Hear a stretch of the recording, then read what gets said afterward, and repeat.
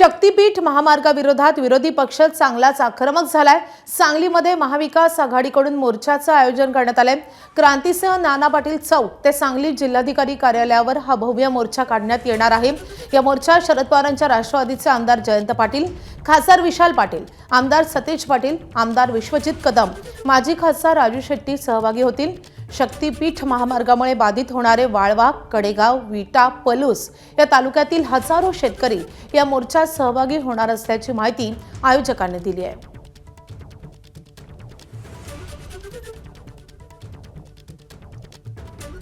तर शक्तीपीठ महामार्गाविरोधात आता सगळे विरोधी पक्ष एकवटलेले आहेत। राजू शेट्टी देखील आता या मोर्चामध्ये सहभागी होणार आहेत। शक्तीपीठ महामार्गाविरोधात सातत्याने राजू शेट्टी हे आक्रमक भूमिका घेत आहेत, कारण हजारो एकर जमीन या शक्तीपीठ महामार्गासाठी घेतली जाणार आहे आणि त्यावरूनच शेतकऱ्यांमध्ये नाराजी असल्याचं बोललं जातंय आणि याच वरून आता मवियाचा मोर्चा आयोजित करण्यात आलाय। कुलदीप माने आपले प्रतिनिधी आपल्या सोबत आहेत। कुलदीप, या मोर्चाचं स्वरूप नेमकं कसं असेल?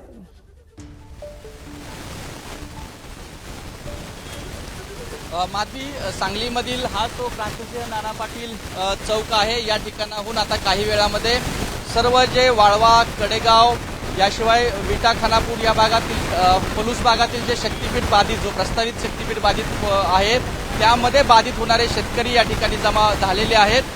याशिवाय प्रमुख जे नेते आहेत त्यामध्ये राजू शेट्टी, जयंत पाटील, सतीश पाटील, खासदार विशाल पाटील हे देखील या मोर्चामध्ये सहभागी होणार आहेत। मात्र आमदार विश्वजित कदम यांच्या काकींचं निधन झाल्यामुळं आज ते या मोर्चामध्ये सहभागी होणार नसल्याची माहिती मिळते।